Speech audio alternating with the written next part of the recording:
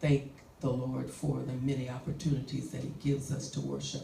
We want to thank you, those of you who are joining us here on the meeting place of God. Those of you who are watching live, please tap your screen and send some hearts up towards us if the message today hits your heart, which I believe that it will.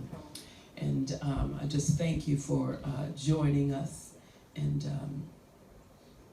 we're going to take a little time today. So you normally have us on for about 30 to 40 minutes. You may have us just a little bit longer today. So make sure to get your water, get your partner, someone that you can sit next to or across from, that you can speak into their life, because you will want to be speaking this today.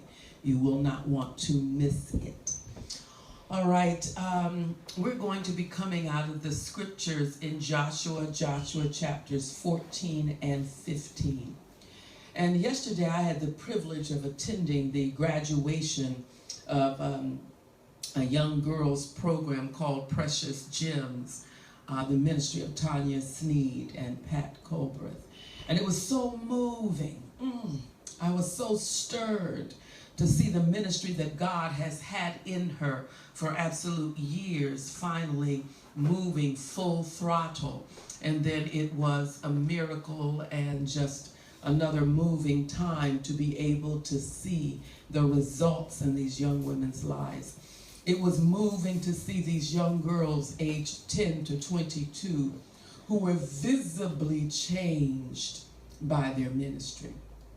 These young girls were being bold in the ceremony and the sharing. They were describing their testimonies of how they have found their voice, how they were learning to ask, and most importantly, how they were understanding their worth.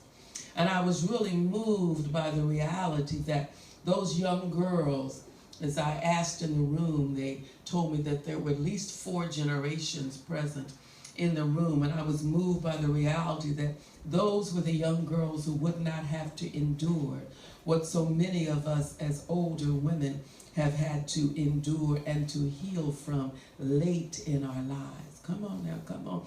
In our 30s and 40s and 70s and 60s, by what happened. Some place your mom wants to you. Tell I'm excited. Here is this is talking about the allotment for God. Now the reason why I gave you that precursor, Joshua, the bottom line, there was land left over.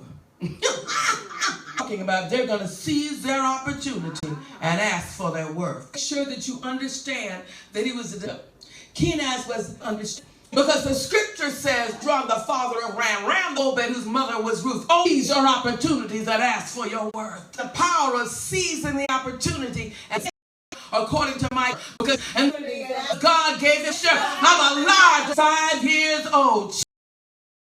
Hallelujah. Glory to the Lord. Had rest. Kiriath Arba, that is 3.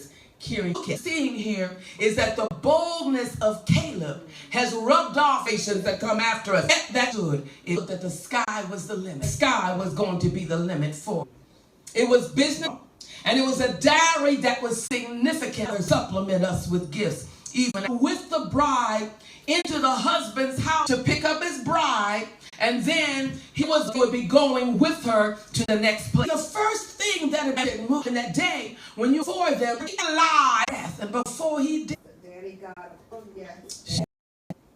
what can I do? She didn't just ask for one spring. He always does abundantly. Hits your heart like it's hitting ours. Because in the eyes of God, access to his throne room. He's already changed you through the trials and challenges to impact the generations and to make a difference. I was generations that were being impacted because she laid on her face and asked God when and how the generations, her worth, that she could impact the generations. Moved and stirred his throne.